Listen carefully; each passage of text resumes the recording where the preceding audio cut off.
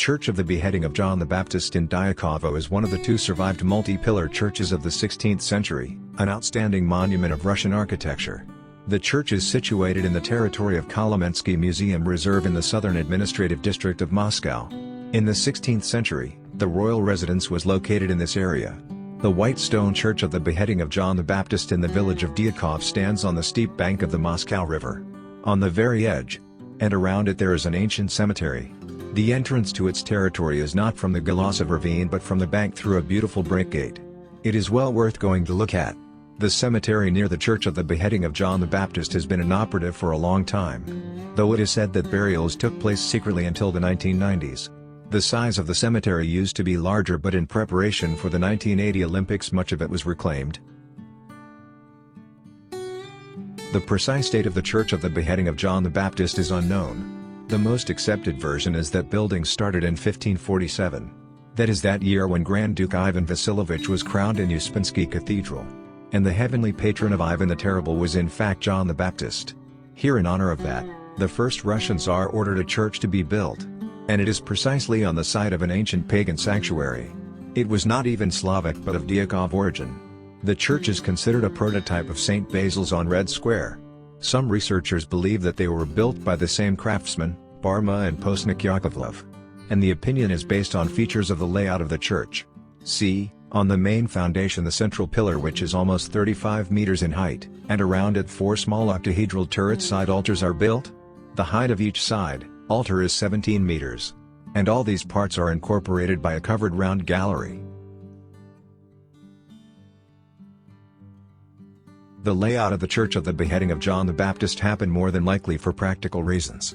Though it rose up to the heavens and had a majestic hip roof, the Kolomensko Church of Ascension was cramped inside. The craftsman had an idea to combine several parts together. That meant that around the high central area 4 more appeared. St. Basil's Cathedral was constructed to the same principle. The western facade of the church is very interesting. Look, it appears more European than Russian. The 3-part partitions and the composition are reminiscent of Gothic cathedrals. And instead of a bell tower, the small belfry looks like the style of architecture of the Pskov masters.